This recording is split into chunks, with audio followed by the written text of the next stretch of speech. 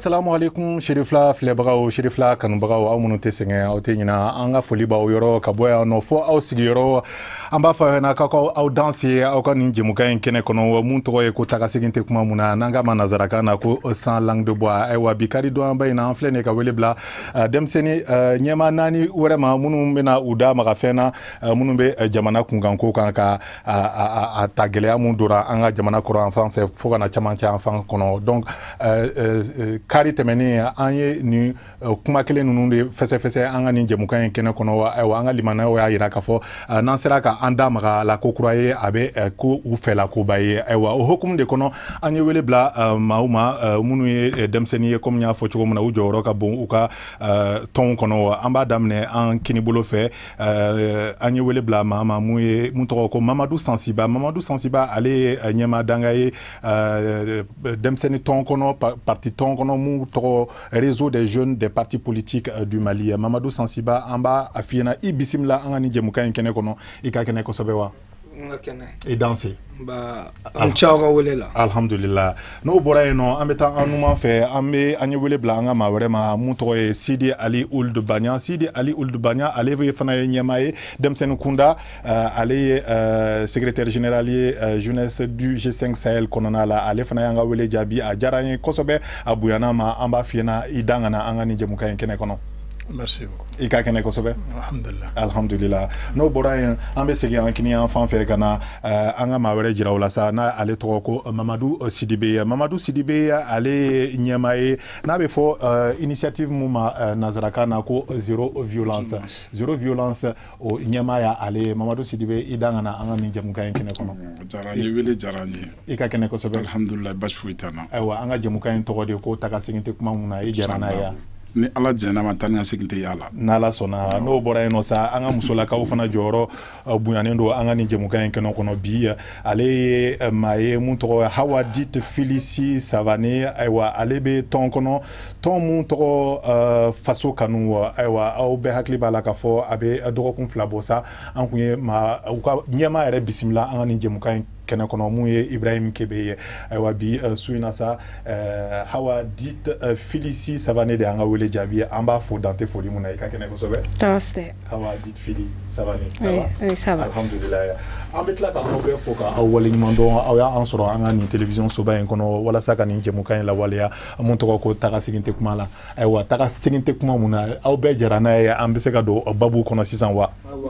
ayiwa alhamdulillah an ka taa n'a ye ne ko denmisɛnninw jɔyɔrɔ bɛ se ka kɛ mun de ye gɛlɛya mun tara ka don an ka jamana kɔnɔ komi n y'a fɔ cogo min na an ka kumaw daminɛ la kabini san 2012 an ka kɔrɔyan fan fɛ fo ka na don camancɛ an fan kɔnɔ o gɛlɛya kelen ninnu de bɛ sen na halisa ne ko aw yɛrɛ bolo denmisɛnninw jɔyɔrɔ bɛ se ka kɛ mun de ye ka se ka nin gɛlɛya in ta ka bɔ an kan dɛ Mamadu Sansiba. Denmisɛnninw jɔyɔrɔ ka bon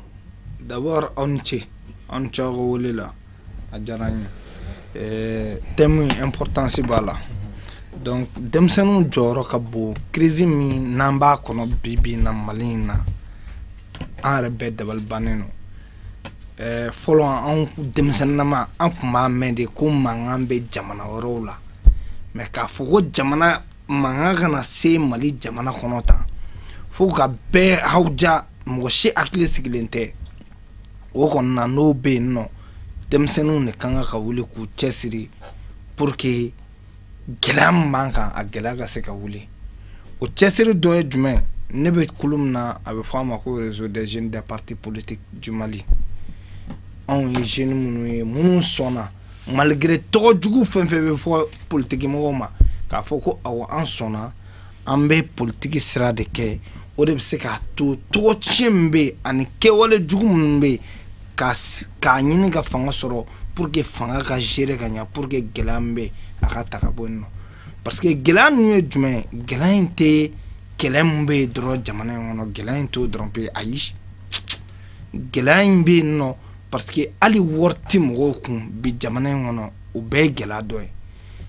gɛlɛya jumɛn fana bɛ yen nɔ kalan tɛ ka kɛ jamana in kɔnɔ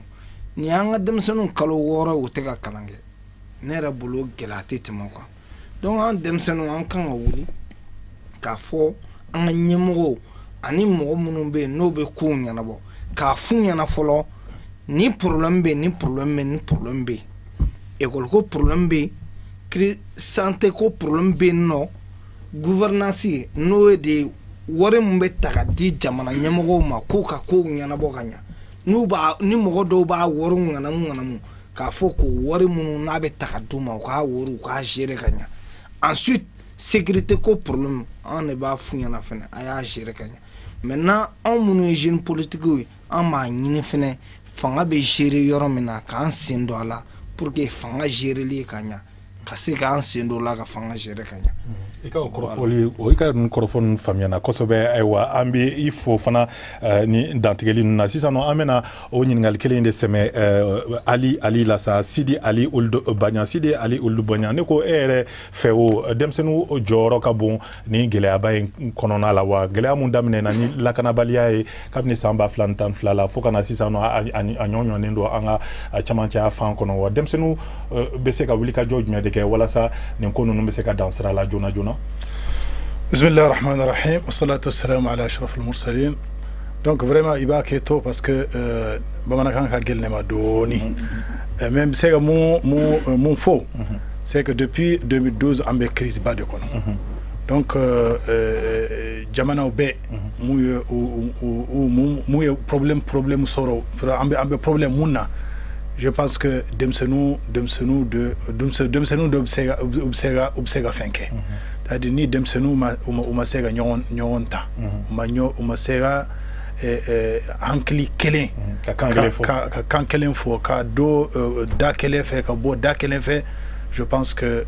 jamay ambe wo ko mun kono ni demsenu te ma do mum sega mbo wo kono donc c'est que crise c'est-à-dire crise sécuritaire kelente c'est-à-dire secteur B aujourd'hui de Jamaïn kono an sega secteur kelenta ka fo a secteur inkoni fenkera la au problème ta la fin weret bala c'est-à-dire aujourd'hui c'est généralisé donc problème ou femme B donc ni demsenu makoroba muso cheu nous ma nyonta parce qu'il faut d'abord une union sacrée nous masegake moi je ne pense pas qu'on peut avoir une solution par rapport à des sorties de crise. Il faut ni cheni baraji ikani ningali njabila neko sisa nombe inyelema ka Mamadou Sidibé ko onyi ningali kile seme e fana la neko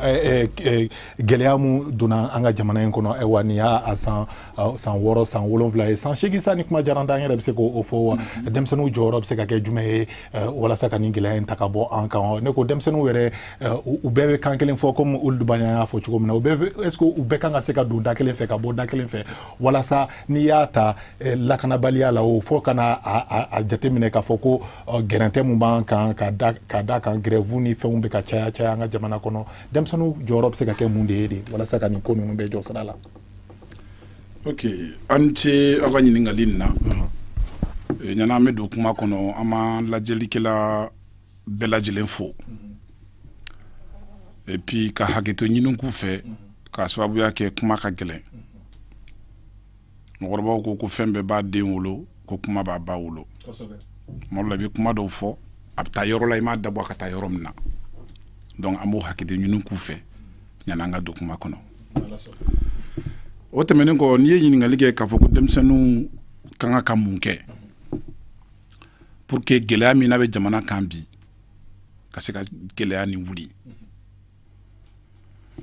Gɛlɛya nin bɛ jamana kan c'est une réalité parce que jamana y'an bɛɛ de mɔgɔkɔrɔba denmisɛnnin bɛɛ mais gɛlɛya nin bɛ denmisɛnninw de kan ka tɛmɛ bɛɛ lajɛlen kan bi donc fɛn min b'i kan ka tɛmɛ bɛɛ kan ne hakili la ni solution bɛ ɲini o la o solution kan ka bɔ e de yɔrɔ ka taga o ye fɔlɔ ye nka solution bɛ se ka sɔrɔ cogo di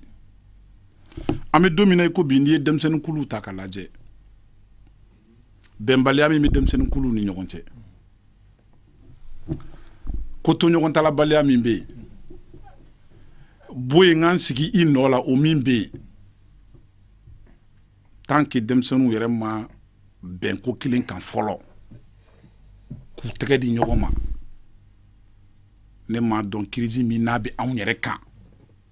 n t'a dɔn mɔgɔ min bɛna wuli ka bɔ an kan anw yɛrɛ nɔ la ka sababuya kɛ mun ye kuma caman n'anw bɛ kuma la an b'a fɔ mɔgɔw ɲɛna jamana ni ala nana ni kow ye cogo min n'u tora ten san 5 san 10 bi kɔfɛ i mana na jamana nin kɔnɔ ala na kira barika la i b'a sɔrɔ anw peut-être an'an kɔrɔ kelen-kelenninw ani anw dɔgɔninw i b'a sɔrɔ anw de bɛ ka jamana nin mara fɛn min b'i ɲɛ ni e yɛrɛ kan ka taa s'a ma ne hakili la ɲani i ka s'o ma i bɛ fɛɛrɛ bɛɛ kɛ walasa o ka bila condition na condition minnu b'a to e bɛ taa s'a ma ka sɔrɔ a bɛ ɲumanya la n'a kila denmisɛnninw ka baara kan ka kɛ nin de ye mais fɛn min bilalen bɛ ɲɛ ni e yɛrɛ kɛra sababu ye ka fɛɛrɛ bɛɛ kɛ walasa a fɛn ka tiɲɛ ka fɛɛrɛ bɛɛ kɛ walasa a fɛn yɛrɛ ka tunu e ka tuuru mana se i bɛ taa mun de sɔrɔ i yɛrɛ ɲɛ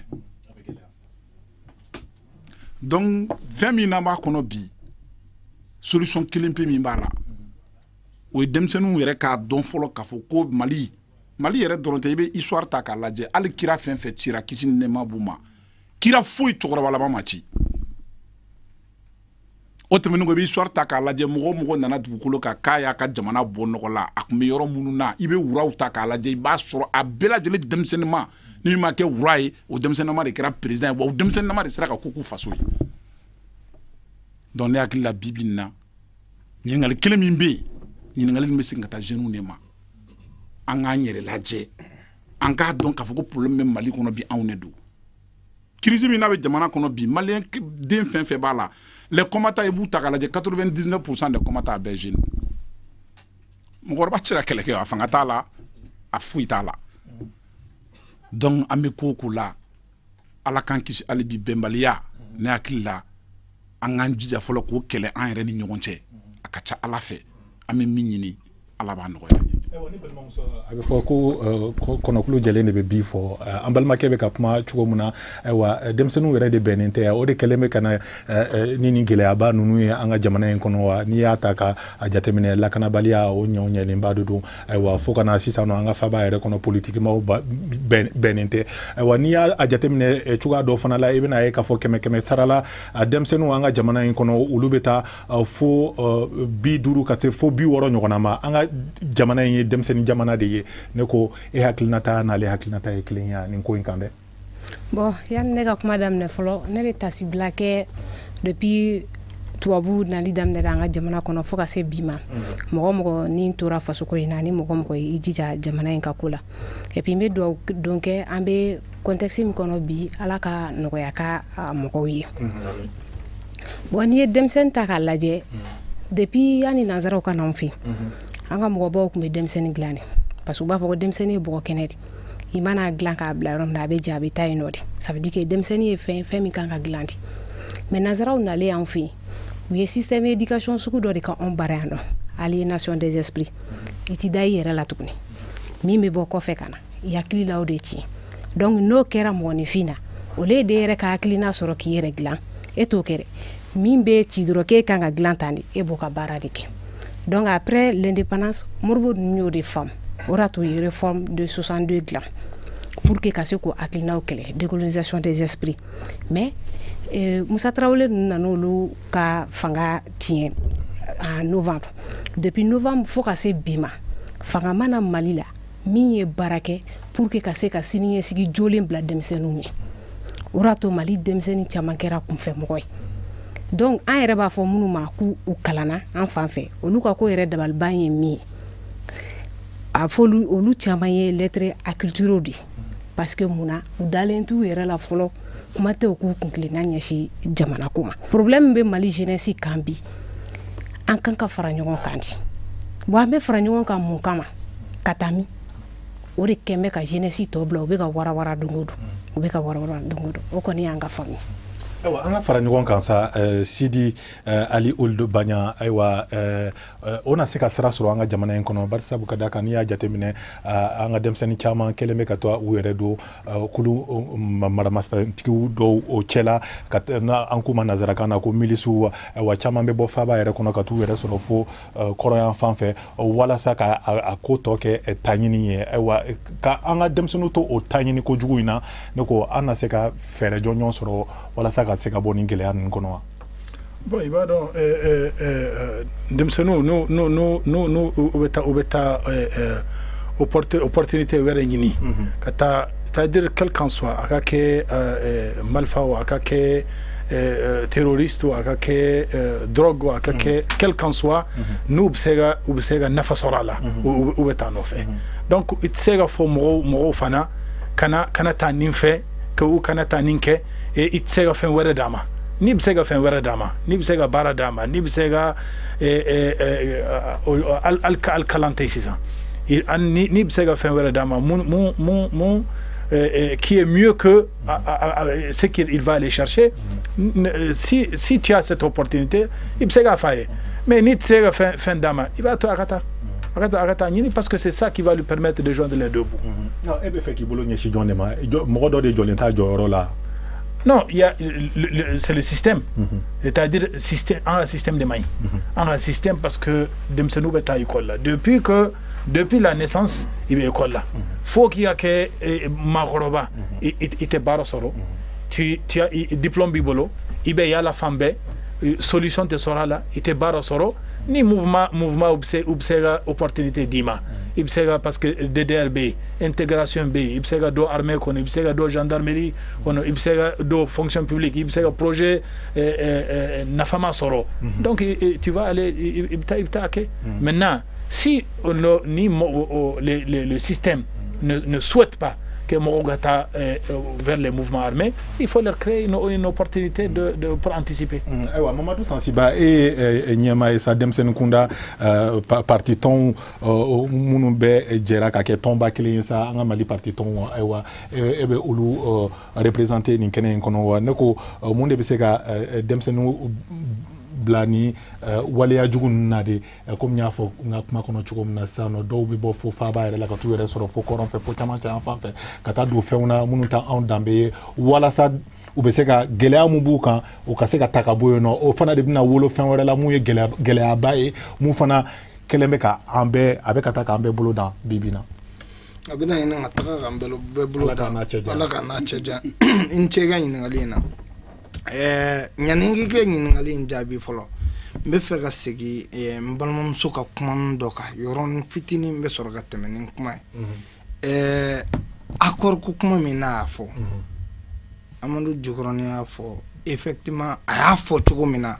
malien beba don accord ni man ali autorité munu nya signé a wakati u ya fo ko accord may ukumbana mais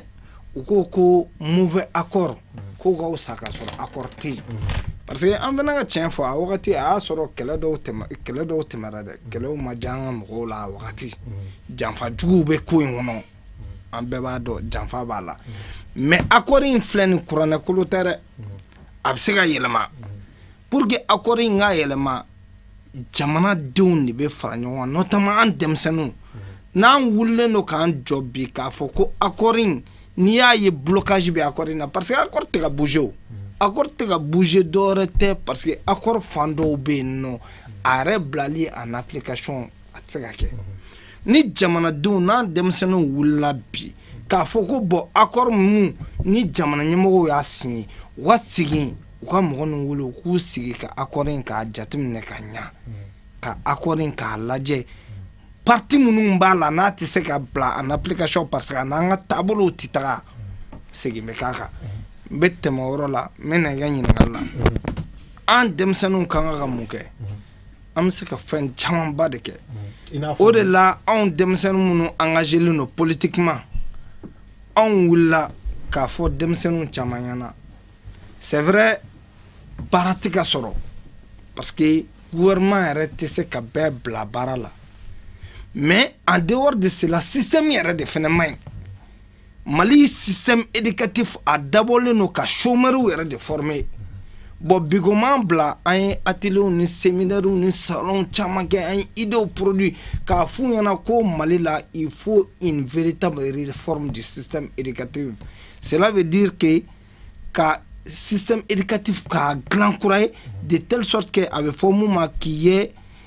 c'est adéquation formation emploi, c'est-à-dire mogobe kalamke ni clara kalana dron ako baraso anya fo kasenga mais kuma damna la nyi fendo fo gouvernance ko problème amana ide nyanama produit chogo ni mɔgɔ minnu bɛ minnu kan k'a bila en application n'u tɛ se ou bien ni mauvaise volonté b'u la a ye idée min produit a tɛ taga yɔrɔ si donc o de la anw ka baara kɛra jumɛn jeunes minnu bɛ yen n'u bɛ ka wuli ka marifa ta an bɛ ka f'u ɲɛna san'aw ka marifa ta a ye na aw ka engagé politiquement parce que dɔw bɛ yen nɔ dɔw ta ye u bɛ fɛ k'u hakilinataw de yira jamana la donc sani ka tigi hakilinata yira jamana na ni marifa ye na i bɛ se k'i kumakan lase k'i hakilinata fɔ jamana b'a mɛn de façon politique à travers l'engagement politique bɛɛ tɛ k'i ka taga don parti politique la dɛ non même si ni i engagélen don association dɔ la n'a bɛ fɔ ma tɔn i b'i kumakan lase a bɛ fɔ ma ko engagement politique également parce que jeunes minnu bɛ ninnu nɔfɛ kɛlɛ la an yɛrɛ dɔnbagaw don o yɔrɔ la misaliya la n bɛ kuma dɔ fɔ ne delila ka taga mariage dɔ la CICB la yanni CICB ka rénover ne terikɛ dɔ ye invité mariage la ne taara mariage la comme anw kun k'an to ekɔlidenya la an kun ye ekɔliden ɲɛmɔgɔ ye ekɔliden n dɔgɔnin dɔ k'an to ekɔliden ɲɛmɔgɔya la a ye n ye mariage kɛyɔrɔ jama cɛma dɔrɔn a wulila dɔrɔn ka na ka sin k'i jɔ dɔrɔn ko général je suis au gardez-vous ka gardez-vous ba bila bon mɔgɔw ye ne la ne y'a fo mais ne tɛ fɛn ɲɛ dɔn jama bɛɛ bɛ ka ne la il me semble que mɔgɔ minnu bɛ mariage kɛyɔrɔ in na ye olu b'a dɔn ko cɛnin ye mɔgɔ min ye ne t'a dɔn a ye ne ɲininka ko général tu es où maintenant ne ko a ma n ko bon n ko ne bɛ baara kɛ APJ la n ko e yɛrɛ dun ko ale bɛ SEMA la ne ko n ko SEMA n ko non n ko n ka tɛ quartier SEMA ma n ko k'an bɛ i bɛ baara kɛ yɔrɔ min ko non k'a faamuya ko coordination de mouvement de l'Azawad k'ale bɛ yen de ko il est lieutenant là-bas ne y'a lajɛ i ye lieutenant ne yɛlɛma ɲɛ bɛ cɛ salle bɛɛ ɲɛ jɔlen don ne la donc mɔgɔw bɛ k'a fɔ ko nin y'u ka général ye n'i y'a ye lieutenant nana ka na général fo donc c'est pour vous dire que minnu bɛ kɛlɛ in na an b'u dɔn an yɛrɛ ni minnu ye ekɔlidenyaw kɛ ɲɔgɔn fɛ universitéw kɛ ɲɔgɔn fɛ u camanba de taara mais Sidi y'a fɔ cogo min na caman fɛnɛ ta ye u taara baara ɲini na donc c'est pour cela processus de DDR in a ka jateminɛ ka ɲa parce que hali mɔgɔ dɔw bɛ ka bɔ sud la minnu jamu ye Kulibali minnu ye Jaraw ye minnu u bɛ ka taga parce que u ma baara sɔrɔ Bamako a fɔra u ɲɛna ko DDR n'i taar'o la k'i bɛ baara sɔrɔ or u caman n'u mana taga u bɛ taga dege marifa manœuvrer la u bɛ kɛ kɛlɛkɛla ye donc an ka rôle ye k'olu jeunes sensibiliser ka kuma u fɛ k'a fɔ ko n'aw cɛsiri Bamako i garisɛgɛ ye mun ye i b'a sɔrɔ kosɛbɛ marifa t'a kosɛbɛ kosɛbɛ ayiwa Mamadu Sidibe ne ko mɔgɔ caman bɛ fɛ ka an ka problème ta k'a da gafe bɛnkan gafe mun ma se ka lawaleya halisa maa caman ko fiɲɛ de fana b'a la ne ko n'i y'a jateminɛ kosɛbɛ an ka problème bɛɛ tɛ o ye o barisabu ka d'a kan lakanabaliya in a tɔ bɛ ka yanga ka taa fɛ de halisa ni kuma diyara an da yɛrɛ an b'a fɔ ala ka n'a kisi faaba yɛrɛ kɔnɔ ni m'i janto i yɛrɛ la garaw bɛ se ka se i ma. Effectivement i ka kuma ni diyara n ye k'a sababuya kɛ mɔgɔw bɛ fɛ ka soti turu ta ka da dabi kun o dun o ma nɔgɔn kosɛbɛ. Accord nana sɔrɔ problème de nana ni accord ye kosɛbɛ accord ye solution de en soi bien que aujourd'hui a fɛnɛ bɛ ɲini ka yɛlɛma ka kɛ problème ye mais mɔgɔkɔrɔbaw ko san nana kɔlɔnna ɲiginnen sɔrɔ jamana ni an bɛ kuma kelen fɔ i mana fɔ cogo cogo minnu kan k'a faamu olu b'a faamu mais minnu man kan tɛ k'a faamu olu b'a ye ni cogo wɛrɛ ye an bɛ ɲɛgɛn ɲɔgɔn an bɛɛ bɛ jɛ ka san 10 san 20 ka ɲɔgɔn nɛgɛn fura mobali la an si tɛ kɛnɛya jamana ko fo jamana ko ka kɛ jamana kɔnɔdenw ɲɔgɔn de ye ani jamana ɲɛmɔgɔw ɲɔgɔn tant que jamana ko ma kɛ jamana ɲɛmɔgɔw ni jamana kɔnɔdenw ɲɔgɔn ye jamana t'a yɛrɛ sɔrɔ Mali bɛɛ lajɛlen mɔgɔ 17,000,000 an bɛ ka taa ni 8 magɛnsaw an ka kɛ hali 1,000,000 ye i bɛ taa Chine canton dɔw bɛ yen olu jama dɔrɔn o ka ca ni mɔgɔ 1,100,000 ye olu bɛ ka se ka mɔgɔ miliyari 1 ni mɔgɔ 1,400,000 olu bɛ k'o mara anw 1,17,000,000 1,227,000 kilomètres carrés cɛ n'a ma sabali n'i y'an ka mɔgɔkɔrɔbaw lawuli k'a fɔ ye ko Mali de ye nin ye bi wallahi dɔw b'a fɔ ko a tɛ se ka kɛ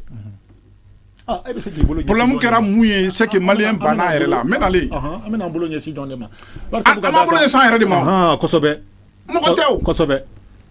n'i yɛrɛ di mɔgɔ ma k'a k'i fofo n'a ye fofo ko jugu i bɛ se ka kuma foyi 91 parce que i y'a mɛn accord bɛ yen na ko dɔ de nana o rébellion au nord mɔgɔ si tɛ Mali kɔnɔ min bɛ se k'a daminɛra 91 kabiri Moribo tile a problème kelen bɛ yen a bɛ taa ka na a bɛ taa ka na mais 91 coup d'état kelen Musa Tarawele la ni politique mɔgɔw nana fanga ta an ye mun de ye politique mɔgɔw ka baara fɔlɔ taara kɛ k'a jira k'a fɔ ko jamana mago tɛ armée ɲɛnɛma la ko parce que ko démocratie nana ko Mali mago bɛ politique mɔgɔ ɲɛnɛmaw de la mais Mali mago tɛ sɔrɔsi ɲɛnɛmaw la Mali ni jamana 7 de bɛ frontière kɛ 7 i mana kɛ mɔgɔ ɲuman ye cogo o cogo i n'o bɛna ɲɛsigi la a ka gɛlɛn Ala k'an kisi n'a fɔra ko mankan ka wuli ni 2 ni 3 cɛ ɲɔgɔn fɛ armée ɲɛnɛma t'i bolo i bɛ taa yɔrɔ jumɛn don min na Musa Tarawele ka chef-d'état-major général Ousmane Coulibaly u y'a cɛkɔrɔbalama ɲininka a ko kabiri Ala ale da ale ye kuma min mɛn a tulo la min ma se ka bɛn a ma a bɛ sa a tɛ bɛn a ma o ye don min na ale y'a mɛn k'a fɔ ko Mali mago tɛ armée ɲɛnɛma la a armée ɲɛnɛma cili a wolola mun na an bɛɛ sigilen tɛ n'a kɛnɛ kan donc ɲani ka jigi bin yɔrɔ la i talo na yɔrɔ min i bɛ taa jigin yen o faamuyana an bɛ mɔgɔ wɛrɛ an bɛ kuma di maa wɛrɛw ma monsieur Sidibe bari sabu ka d'a kan ni jɛmukan in n'an y'a to maa kelen bolo a ko tɛna ɲɛnabɔ monsieur Ould Bagna ne ko Sidibe bɔra ka kuma mun fɔ kabini 91 ni jɛmu fanga mun nana an ka jamana in kɔnɔ wa ne ko o de kɛra sababu ye ka an ka nin gɛlɛya in bɛɛ da kɛnɛ kan wa bon ça fait partie okera sababu parce que bi n'a be problème mun na il faut quand kunu lajɛ comme y'a fɔ cogo min na ka kuma parce que n'a ma lajɛ ka ɲɛ ka lajɛ mun baara mun ma ɲɛ ou baara mun ma kɛ mun bɛ se ka kɛ a ma se ka kɛ il faut kan ka kɛ ka ɲɛ bi parce que n'a ma kɛ ka ɲɛ sini fana on va vivre dans le même scénario donc il faut que kunu s'il y a eu des erreurs il faut qu'on rectifier bi fana ni il y a des erreurs il va rectifier pour Sini pour nos enfants pour notre progéniture sinon si ce n'est pas fait on va commencer de problème en problème on va dans rébellion au Koumaï à Damnena depuis l'indépendance. Depuis l'indépendance, en 61 déjà, 58 déjà, problème Kera. 61 à Kera. Chaque 10 ans, on voit cette répétition de rébellion. Mais Mouna Antsega Sigi, entre Maliens, Kouma, Ban, pour régler ça. Pourquoi à chaque fois,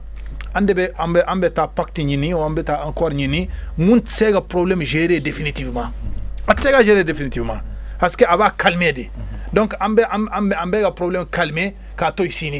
Donc ça veut dire que enfin on est en train de faire un accord on s'est calmé parce que pour faire un cessez-le-feu donc nos temena on va pour nos petits enfants ou fana ils vont venir dans le même scénario ne balmamso ne ko hakilnata ni to hakilnata keleye ni ko in kanwa aywa Sidibe bora ka fa ka dantigelu la ko kabini aywa anga sada su ko ni olu burjara ni kuma jara ndambe se ka foti en chugola aywa ko o kololo ambo kololo de kono bibina hakilnata no ale hakilnata keleye bon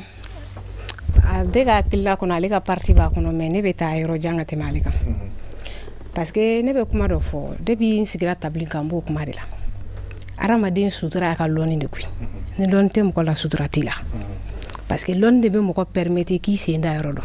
i k'a ta k'a bila yan i k'a dɔn i kan ka min kɛ bon jamana min b'a ka jamana kɔnɔ denmisɛnninw labɛn o cogoya la olu bɛ se k'u jɔ ko caman ye ka kɛlɛ kɛ k'u disi da a ko la a jateminɛ an ka éducation ka programme tellement qu'a dégradé au temps de Moussa Traoré a eu un séminaire kɛ en 78 a yɔrɔ la mɔgɔw ye recommandation kɛ Moussa ye k'a ka réforme de 62 a k'i référé la en même temps u seginna ka recommandation k'a ye depuis o yɔrɔ la ça veut dire que jamana lɔnni bɛ ka bin de donc a tɔw yakubara ka taa minnu nana après la démocratie qui se disant démocrate olu ma se ka problème in kunbɛn u y'a kɛ u bɛ se ka arranger u yɛrɛ ɲɛ cogoya min ye concernant l'armée Musa nana coup d'état kɛ en tant que lieutenant a y'a yɛrɛ kɛ général ye armée kɔnɔ mɔgɔ min b'i to lieutenant la ka général jala sɔrɔ ça veut dire que armée ka marabolo la a kilimaya la o bɛ danger la o bɛ danger la yɔrɔ min na o armée bɛ bin de tôt ou tard ça veut dire que armée degera fɛn dɔ la fɛn min tɛ fɛn kɛta ye u b'a fɔ k'an binna ko accord d'Alger signera ne ma fɛn dɔ de faamu sisan nɔ u ko u ye kɛlɛ kɛ ko Musa Mara taara Kidal parce que u bɛ accord d'Alger u caman b'u référé o de kan ko ka Kidal taga de kɛlen donc an binna se t'an ɲɛ an ka accord d'Alger signé u m'a fɔ ko rebelle sera Mali la supposons que u ka se Mali la e sera mɔgɔ min na e bɛ bolo nɔfɛ mun na ko k'a bolo da papier la pour que e ka se k'i yɛrɛ sɔrɔ ce qui veut dire que e ma s'a la cogo dɔ la o mun e bɛ bolo a nɔfɛ ne sera mɔgɔ min na ne mago bɛ gulo la tuguni ya ayiwa an bɛ taa ni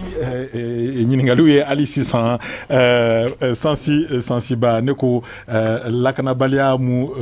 bɛ ka sira sɔrɔ kosɛbɛ an ka jamana in kɔnɔ ayiwa sisan nɔ yɔrɔ an tun b'a fɔ fɔlɔ kɔrɔn an bɔr'o la sisan an ko ko camancɛ sisan nɔ an bɛ k'a fɔ yɛrɛ faaba n'an ma an janto an yɛrɛ la a bɛ ka don an ka faaba yɛrɛ kɔnɔ ayiwa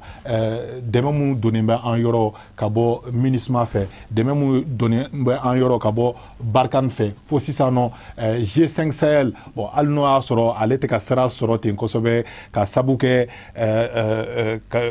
wariko musakakow ye sa bari sabu ka d'a kan u hakili bɛ wari musaka minnu la olu tɛ ka se ka ɲɛ sɔrɔ ayiwa ne ko ninnu dɛmɛbaga ninnu maa caman ka jateminɛ la olu de bɛ ka kɛ an coronbaga fana ye sɔnna o kuma ma ne hakilina o de Mali insécurité min bɛ yen sisan ani attaque min bɛ Mali kɔnɔna na fan bɛɛ fɛ i ye force fila min fɔ Barkhane ani MINUSMA n'i y'olu nɔ b'a la a tɔ b'i den kɛrɛfɛ cogo jumɛn la parce que n tɛ G5 Sahel ta yɛrɛ fɔlɔ G5 Sahel olu ma baara yɛrɛ daminɛ yɛrɛ fɔlɔ parce que musaka min kan ka d'olu ma olu ka se ka baara kɛ olu mu musaka yɛrɛ sɔrɔ fɔlɔ ne ko Mali yɛrɛ problème parce que n'i ko k'i bɛ taga yɔrɔ jan an ka jamana wɛrɛ to yen Mali problème a daminɛra Mali yɔrɔ jumɛn fɔlɔ de Kidal tɛ yan jɔnniw donna Kidal libération daminɛra jɔnniw donna Kidal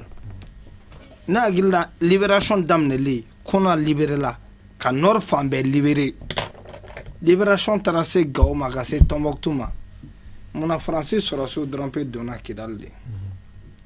ko jumɛn na point d'interrogation bɛ yen nɔ est-ce que Kidal o bɛ Mali ka giron kɔnɔ bi yan est-ce que Mali sɔrɔsiw bɛ Kidal n'i bɛ problème daminɛra yɔrɔ min na e bɛ fɛ ka problème résolu an ka gouverneur bɛ Kidal gouverneur bɛ Kidal mais e ka sɔrɔsiw bɛ Kidal la sɔrɔsiw tɛ Kidal o gouverneur yɛrɛ dɔrɔn pe o bɛ résidence surveillée de la o maintenant sɔrɔsiw de bɛ yɔrɔ lakana parce que n'i bɛ problème résolu a bɛ f'o ma tubabukan na ko on résout un problème à la racine Mali problème bɔra Kidal t'an bolo donc problème kɔni a bɛ juguya de ka taga fɛ jɔnniw ma sɔn Kidal ka k'an bolo MINUSMA ni Barkhane de don bon n'i y'a jateminɛ fɛnɛ an bɛɛ bɛ réseaux sociaux kan an ɲɛ b'a la vidéo dɔ yɛrɛ bɛ ka circuler bi in na vidéo min na Faransi école prestigieuse de guerre école de Saint-Cyr o professeur de guerre minnu bɛ kɛlɛ dilanni k'a suru jamanaw kɔnɔ ani ni kɛlɛw bɛ jamanaw kɔnɔ k'a ɲɛnabɔ o dɔ bɛ conférence la a bɛ k'a fɔ ko Mali yɛrɛ kɔni a solution tɛ dɔwɛrɛ ye k'a tila ka fédéralisme kɛ ka Kidal ka yɔrɔ d'u ma ka Tombouctou ninnu ka yɔrɔ d'u ma comme ça ni dɛmɛ min bɛ kɛ ni jamana Mali ye a tɛ di an ka ɲɛmɔgɔw ma Bamako yan nɔ k'u ka Kidal problème non donc dɛmɛ min bɛ kɛ tubabula b'o dɛmɛ ta k'o di Kidal ma ani ko ka fɛɛrɛ tigɛ o ko ka kɛ joona olu dun de b'u sigi mɔgɔ hakilimaw don kɛlɛ bɛ taga dilan ka taga bi jamanaw ka cogo min na olu bɛ s'o la e ka nin kuma ye sɛbɛntiyalen don wa parce que a sɛbɛntiyalen don a video parce que an bɛ plateau min kan n tɛ se ka a video bɔ yan nɔ sinon a bɛ n yɛrɛ ka téléphone kɔnɔ n'an tilara sisan n b'a yiri la i y'a faamuya a video bɛ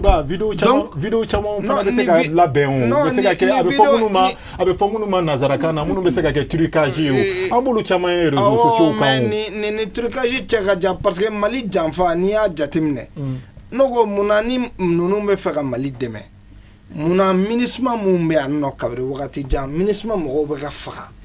munna u tɛ taga Nations Unies la ɲɛ kelen Mali gouvernement aw nana olu minnu dɛmɛ olu ko ko bon k'u mago bɛ sisan mandat Eurobis de la parce que ala ko tiɲɛ an sɛgɛnnen don wa bibi na n'u retiré an bɛ jigin min kɔnɔ a tɔ bɛ juguya ka taga o de fɛ dɛ parce que u ye turu créer ka ban u ka kɛgunna ye bon an n'u ka ɲɛmɔgɔw tɛ ka sɔn k'a fɔ u tɛ ka sɔn n'an y'a f'u ɲɛna ko ninnu en réalité agenda wɛrɛ b'u bolo mun t'an dɛmɛ ni dɔrɔn pe ye Mamadou Sansiba n bɛ nin yɔrɔnin na tɛmɛ dɔrɔn teliyala n bɛ nin yɔrɔnin na tɛmɛ n'u bɛ fɛ k'an dɛmɛ yɛrɛ dɛmɛ ni option fila de ye MINUSMA u ka mandat Eurobis tɛ d'olu ma c'est-à-dire olu tɛ dɔrɔn ko ka na ko ka u sigi k'an lajɛ ko ka paix kɛ non olu bɛ fara an kan de ka terroristes kɛlɛ k'u faga ou bien n'olu tɛ se k'o kɛ G5 Sahel mun n'u y'an dɛmɛ a créer la n'o o ye jamana 5 min ni terrorisme kɛlen don k'olu sɛgɛn u k'an dɛmɛ comme wari b'olu kun u bɛ wari min di MINUSMA ma u ka MINUSMA to u k'o wari ta k'o da an yɛrɛ ka o sɔrɔsiw ma walayi kɛlɛ min bɛ jamana in nin dafɛ jamana ninnu na a bɛɛ bɛ ban. An bɛ kuma di maa wɛrɛ ma mun ye Sidi Ali Ould Bagna voilà Ould Bagna ayiwa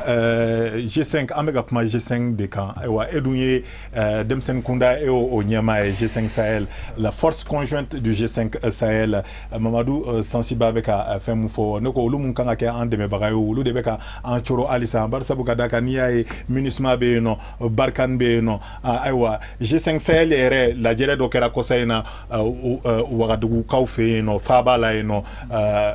Angela Merkel ale ni jamana ɲɛmaa 5 o ye ɲɔgɔn ye tuguni ka a jira ɲɔgɔn na k'a fɔ G5 Sahel mɔgɔ bɛ nafolo kasabi mun na halisa o tɛ ka sɔrɔ ayiwa e yɛrɛ bolo G5 Sahel kɔnɔ aw bɛ se ka anw dɛmɛ de ka bɔ nin cogo la wa ayiwa walima aw bɛ ka anw tɔw coron de. G5 Sahel kɔni u ka force conjointe u nana ka dɛmɛ de kɛ parce que G5 Sahel tɛ nasara o tɛ Nations Unies u ye an ka armée des 5 pays du G5 Sahel olu de G5 Sahel donc fɛn wɛrɛ tɛ ni G5 Sahel force conjointe créera c'est parce que u y'a ye MINUSMA ani Barkhane u tɛra u ka baara kɛ u bɛ fɛ kɛ olu ka sadaso olu de ka baara in kɛ mais hali sisan u ma sira sɔrɔ fɔlɔ u ma sira sɔrɔ parce que u ma se ka moyen sɔrɔ u ma se ka i b'a dɔn an ka jamanaw fɛn caman t'u bolo pour que an bɛ se ka a bila fonctionnel la mais sisan u bɛ kɔni ils commencent déjà à faire des missions ciblées ou bien missions ciblées donc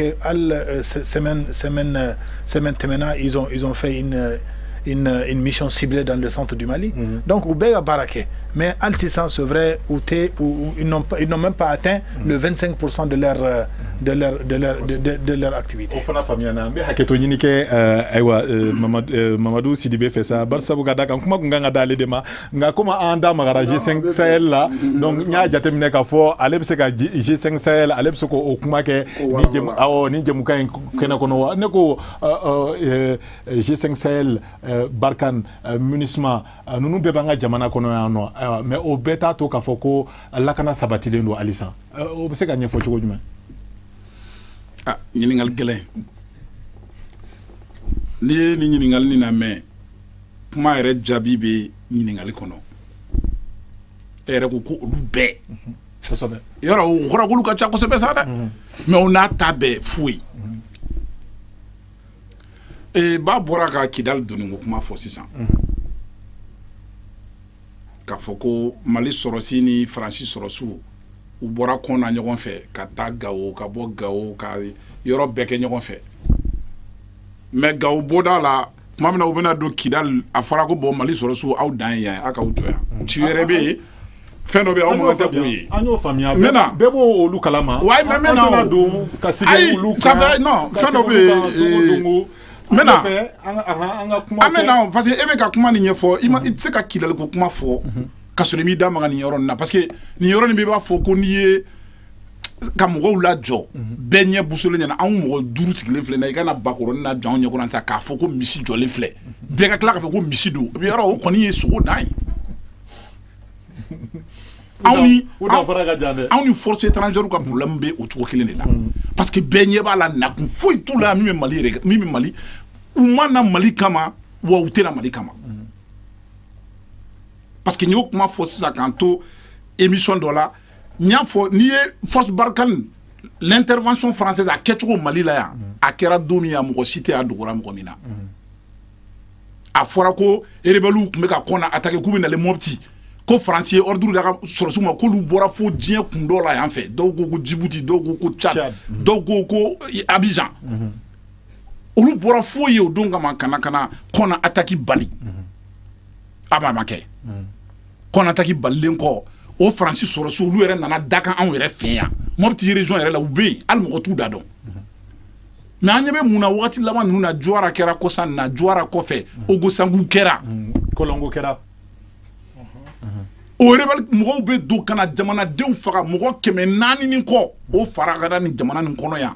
Faransi sɔrɔsi kelenw bɛ yan fɔlɔ u bɔra fo diɲɛ dan de la dɛ mais ɲinɛ zenna u bɛ yan yɛrɛ mais bien k'u bɛ anw fɛ yan olu m'o ye u m'a mɛn wa u ma se ka foyi kɛ Sidibe kɛlɛw kɛcogo tɛ kelen ye n y'o de fɔ nin jɛmukan kelen in kɔnɔ maa wɛrɛ sɔrɔla k'a da maga nin ko kelen in na n y'o jaabi kelen de fɔ kɛlɛw kɛcogo tɛ kelen ye ni i bɛ k'o yɔrɔ min fɔ n'i y'o kɛlɛw kɛcogo tɛ ɲɔgɔn ye o ye kuma de ye an b'a mun ka di ɲɔgɔn ma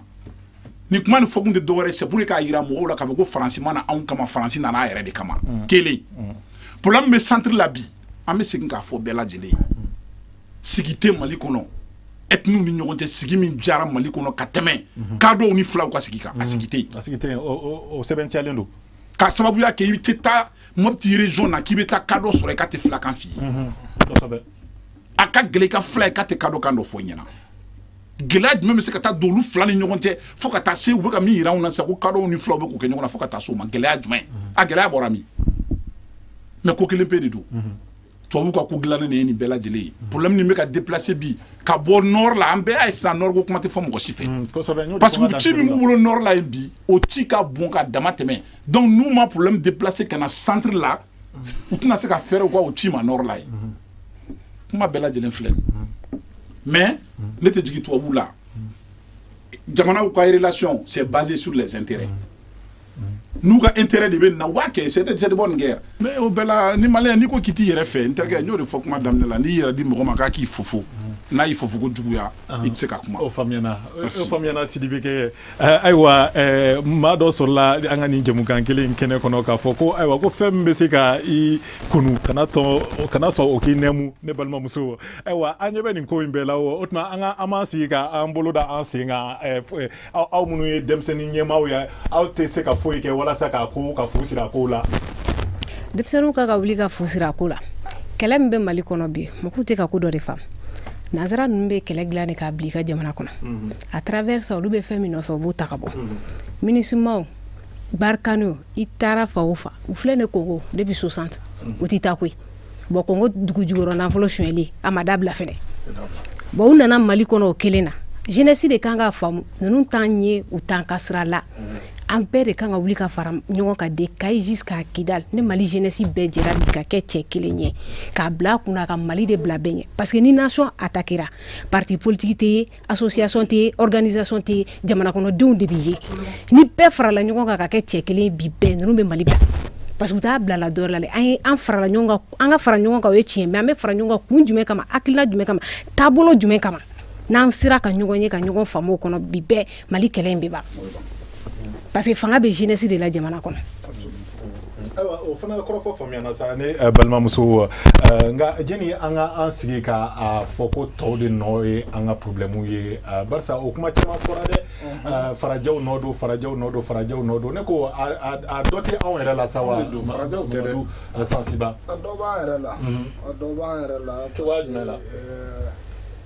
n y'o de fɔ kabiri kuma daminɛ n'i ka baara kɛ ka ɲa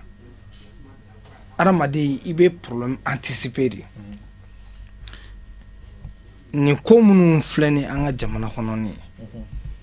nin bɔra yɔrɔ jan mais n'a bɔra yɔrɔ jan sisan an bɛ solution de ɲini a la bon an denmisɛnninw filɛ nin solution minnu b'a la ne yɛrɛ bɛ n profiter ni plateau fɛ ka laɲini fɔlɔ dɔ kɛ phénomène dɔ bɛ ka daminɛ an ka jamana in kɔnɔ bi bi in na a phénomène c'est très grave o de ye denmisɛnnin dɔw bɛ yen nɔ u donnen no nenniw na réseaux sociaux sanfɛ bon jamana ɲɛmɔgɔw de don jamana ɲɛmɔgɔ mana kɛ cogo cogo n'a ma ko kɛ ka ɲa a b'a dénoncer o ka ɲi kosɛbɛ activiste la il faut dénoncer mais Mali la mɔgɔw bɛ ka maliyɛnw danbe b'u la k'u sigi ka nenniw kɛ diɲɛ ɲɛna ka mɔgɔw danbe b'u la ka mɔgɔw buruja k'an ka mɔgɔba bɛɛ buruja o fana man ɲi jamana ma kosɛbɛ o fana man ɲi jamana ma mais solution dɔ ye jumɛn ye tuguni an ka jɛkulu fan fɛ n y'o de fɔ anw cɛsirilen de don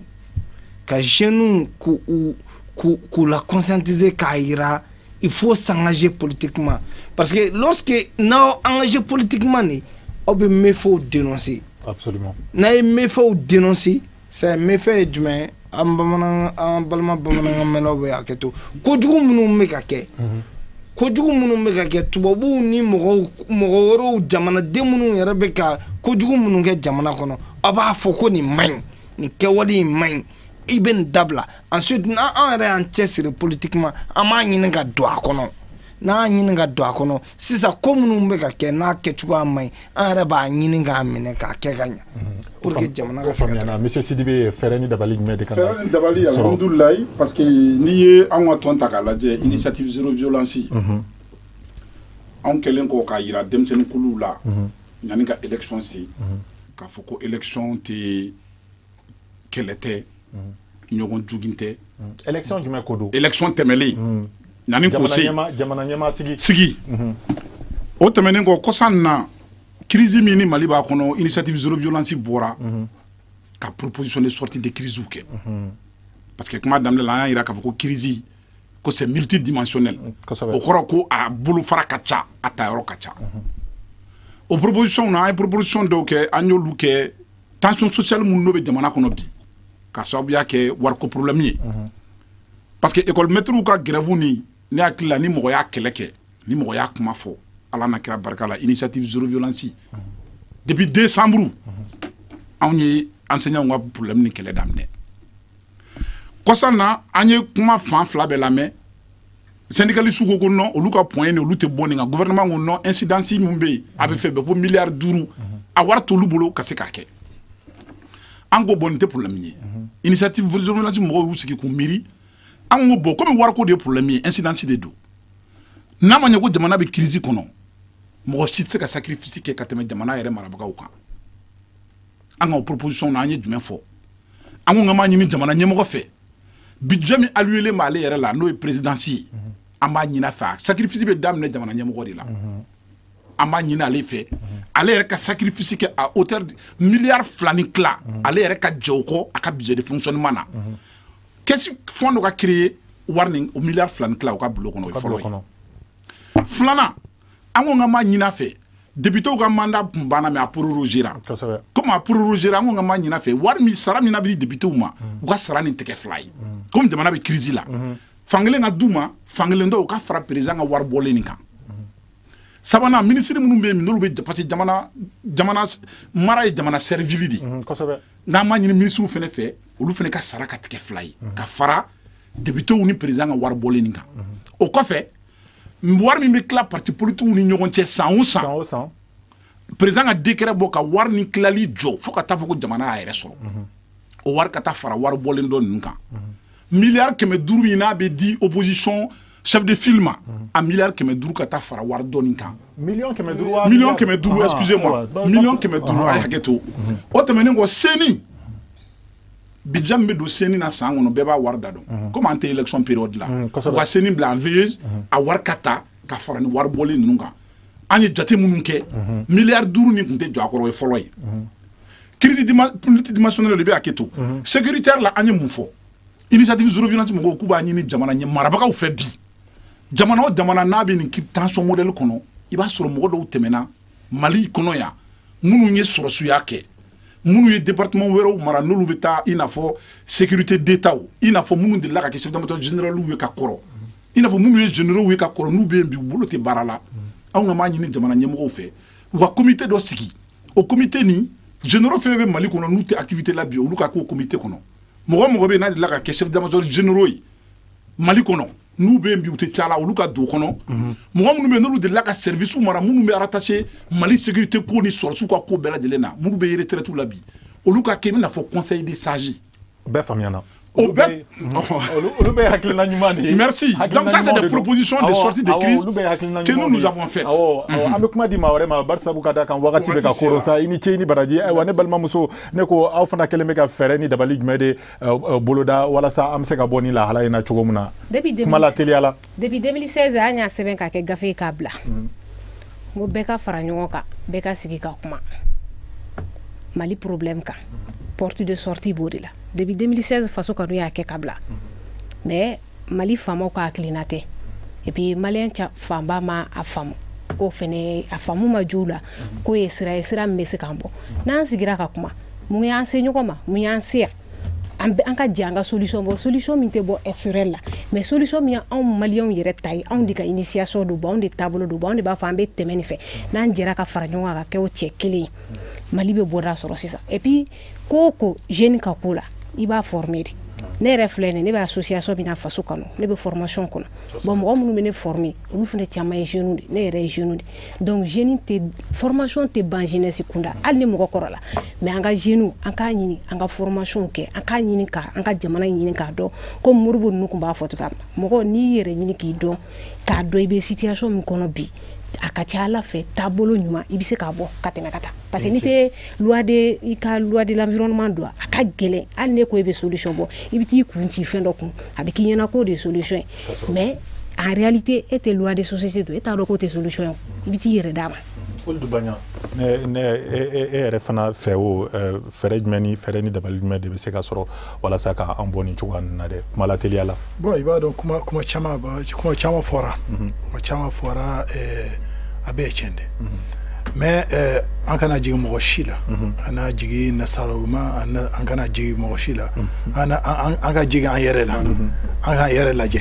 parce que nasaraw mɔgɔ si ma wele an de y'u wele o ministre an de y'u wele o sini ni mun y'u wele a kɛra transition waati sisan président b'an bolo ni président a b'a fɛ k'u ka segin a ka sɛbɛnni kɛ dɔrɔn n'a sɛbɛnni kɛ u bɛ taa o. Kosɛbɛ aw ni cɛ aw ni baraji ayiwa sisan nɔ kuma laban la sa ni an bɛna minute kelen de di aw bɛɛ ma mun bɛ se ka kɛ kuma kuncɛ kuma ye nka n'aw bɛ se ka aw da maga jamana ɲɛma dangan n'o ye gouvernement ɲɛma ye kura n'o ye Bubu Sise ale ye parti politique tɔnw bɛɛ wele nin dɔgɔkun yɛrɛ la walasa ka sigi ka fɔ kɛ walasa ka se ka bɛnkan kelen ma walasa gouvernement kura min bɛ se ka sigi bɛɛ k'i yɛrɛ sɔrɔ o kɔnɔ wa ne ko kuma la teliya la o bɛ se ka kɛ fɛɛrɛ jɔnjɔn sɔrɔlen walasa an bɛ se ka bɔ ni gɛlɛyaba ninnu na an ka jamana in kɔnɔ wa Mamadu Sansuba. minute kelen don ne bɛ n teliya ne kɔni hakili la u bɛ ka taga ni tagabolo min ne hakili la o tɛ fɛɛrɛ ye parce que ninnu fɛn fɛn bɛ ka tugu bolo bila gafe la nin bɛɛ bɛ jamana in ka taga ɲɛ de fɛ ne hakili la bon n'a ma ɲɛ nin bɛɛ bɛ jamana in ka taga ɲɛ fɛ u bɛɛ ka jɛ ka gouvernement dɛmɛ gouvernement ka taga ɲɛ mais n'i ye gouvernement d'union sigi fanga an bɛ fanga min kɔnɔ a bɛ fɔ a ma ko démocratie dunna fanga ka kɛ yen fanga sinamatɔn ka kɛ yen o de ka ɲi kosɛbɛ ɔ bɔn sisan ni fanga sinamatɔn ani société civile olu bɛɛ taara jɛ k'u bolo bila gafe la ko bɔn k'an bɛɛ bɛ jɛ ko gouvernement min bɛ yen k'an bɛ sɔn ko n'o gouvernement ye fɛn o fɛn kɛ o bɛɛ ka ɲi an ka taga n'o ye a bɔn ala k'a kɛ gouvernement ye o bɛ fɛn min kɛ a bɛɛ ka kɛ ɲuman ye ala k'o kɛ ne kɔni b'o laɲini ɲini ala fɛ mais n'a ma kɛ ɲuman ye jɔn bɛ n'a fɔ jɔn b'o fɔ donc ne bolo nin kɔni ma ɲi ne bolo mun ka ɲi jamana in kɔnɔ mɔgɔ ɲɛnamaw bɛ yen hali sini mɔgɔ ɲɛnamabaw minnu kelen tɔgɔ ma deli ka don manamana kulan ma deli ka yi ŋanamu na wa u bɛ se baara la f'a ɲuman o maliyɛn camanba de bɛ yen donc u ko maliyɛnw ɲini u ka gouvernement sigi a bɛ fɔ mun ma ko gouvernement de mission minnu ye baara dɔnbaga ɲɛnaw ye minnu bɛ mali bɛ crise min na mali bɛ gɛlɛya min kɔnɔ minnu amina ko bɛ kɛ dɔrɔn ka mali ta ka bɔ o gɛlɛya in kɔnɔ. Mamadu Sansiba i ni ce i ni baraji miniti kelen dafara fa tɛmɛna ayiwa Sidibe e fana bɛ se ka kuma jumɛn de fɔ an ɲɛna nin ko kan kuma kuncɛ laban na. Kuma kuncɛ la gouvernement kura min bɛna sigi sen kan ni bɛɛ bɛ fɛ ka i yɛrɛ sɔrɔ a kɔnɔ hali n'o y'a sɔrɔ bɛɛ fana tɛ se k'i yɛrɛ sɔrɔ a kɔnɔ a ko ka gɛlɛn sa dɛ. Kuma problème y'o de ye jamana ko tɛ fo ne ka kala ye jamana ko mana so yɔrɔ ma dɔrɔn dɔ b'a jɛ a y'a kuma kɔri a ka kuma la i bɛ jamana ɲɛmɔgɔya la i t'a la o i bɛ ministère la i t'a la o n y'o de fɔ kuma la ni jamana kɔnɔdenw ɲɔgɔn ma kɛ jamana ye jamana t'a yɛrɛ sɔrɔ ni jamana kɔnɔdenw ɲɔgɔn kɛra jamana ye e b'a la e t'a la a bɛ ɲɛ sira min fɛ n'i y'a ye hali ni e tɛ i bɛ wuli min b'a la i bɛ taa fɔ a ye karisa nin fɛn nin filɛ nin ne hakili la a bɛ ɲɛ tan a bɛ ɲɛ tan a bɛ ɲɛ tan mais ko kelen pe jɛlen don jamana nin k'a yɛrɛ sɔrɔ a tɛ se ka kɛ dugukolo kan fo jamana kɔnɔdenw ka ɲɔgɔn tɛgɛ minɛ ka ɲɔgɔn sen bila n'Ala sɔnna an bɛ dugawu kɛ hali bi Ala ka hakili ɲuman d'an bɛɛ lajɛlen amina rabi ni ce ni baraji i ka nin weleli jaabi la sisan nɔ an b'an ɲɛsin an balimakɛ Ould Bagna fana ma sa e bɛ se ka mun de fɔ gouvernement kura min bɛ ka sigi sen kan sa ni bɛɛ bɛ fɛ k'i yɛrɛ sɔrɔ a kɔnɔ en tout cas jamana ɲɛmaaw ka ŋaniya kɔni ye mun ye maa caman ka se k'i yɛrɛ sɔrɔ a kɔnɔ. Bon, gouvernement kura mun bɛna sigi peut-être tile fila na n m'a dɔn n'u bɛ se ka fɛn caman ɲɛ mais au moins a bɛ se ka kɛ fɛn dɔ daminɛna c'est-à-dire caman tora mais il faut kan k'a daminɛ n'a y'a daminɛ an b'o tɔ lajɛ kɔfɛ. I fana ni ce i ni baraji i ka nin weleli jaabi la sa an bɛ tila ka aw bɛɛ fo dan tɛ foli mun na aw mɔgɔ naani k'a daminɛ e la Hawa Dit Fili Savané o bɔlen kɔfɛ Sidi Ali Ould Bagna fana tun b'an bolokɔrɔ bi su in na ayiwa an ka foli bɛ se Mamadu Sansiba fana ma sa ale fana ye an sɛgɛrɛ an ka télévision soba in kɔnɔ walasa ka nin jɛmukan in lawaleya o kɔfɛ sa an ka mɔgɔ welelen dɔ in fana Mamadou Sidibe ye mun ye ɲɛmaa ye zéro violence au Mali o initiative kɔnɔna la aw ni ce aw ni baraji an b'a fɔ aw ɲɛna aw k'an bɛn siɲɛ wɛrɛ ayiwa Serifila kanubagaw nin de fana bɛ dan sigi bi ta la sa aw fana ni ce aw ni baraji an b'a fɔ aw ɲɛna aw k'an bɛn kari wɛrɛ an na se ka mɔgɔ wele bila mɔgɔ wɛrɛw ma ka don babu wɛrɛw kɔnɔ mun fana ni nin tɛ kelen ye minnu bɛɛ bɛ an ka jamana in ɲɛta fɔ halisa Ala ka Mali basigi Ala ka Mali suma aw ni ce aw ni baraji.